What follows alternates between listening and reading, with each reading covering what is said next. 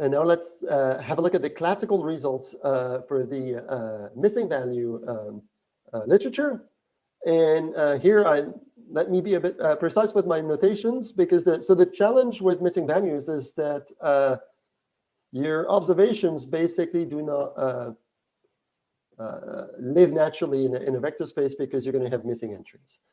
So in a classical framework, you have full data, X, that lives in a vector space, and you're given a missingness indicator, which is a binary mask of the same dimension as the full data, which tells you whether you've observed a feature or not.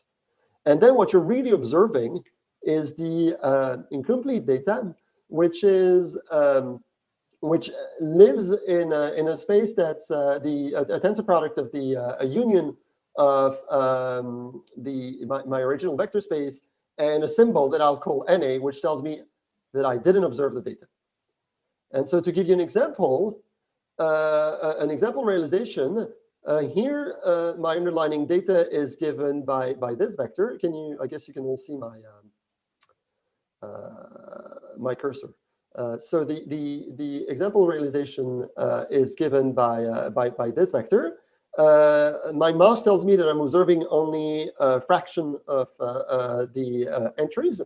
And so what I'm really given to my learning, thank you for the confirmation for the cursor. What I'm really what I'm really giving to my learning procedure is the following data, which is incomplete data. And I can also introduce the notation XO and XM for observed and missing. And XO and XM together form the full data, but each of them contains only the observed data or the missing data. Okay? And really, the challenge, and I'll come back to this, but the challenge is that I'm working in this space, which is a bit of an awkward space.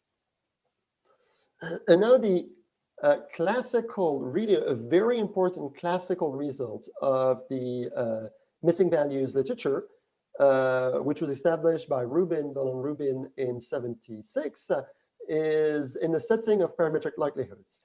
And here, the setting is the following. I'm given, I assume there's a data generating mechanism with a given distribution, f of theta, for the complete data x. And there's also another generating another random process with another distribution that generates a mask m.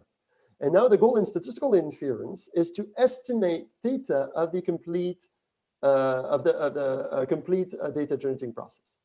And if I do this, I can write the full likelihood. And in the full likelihood, I need to compute the expectation, given that I'm given only the observed data, not the missing data. I need to compute the expectation over the missing value mechanism. So I need to compute this expectation. And for this, I need the details of the data generating mechanism. Now, this is annoying because it's a data generating mechanism that I'm not interested in.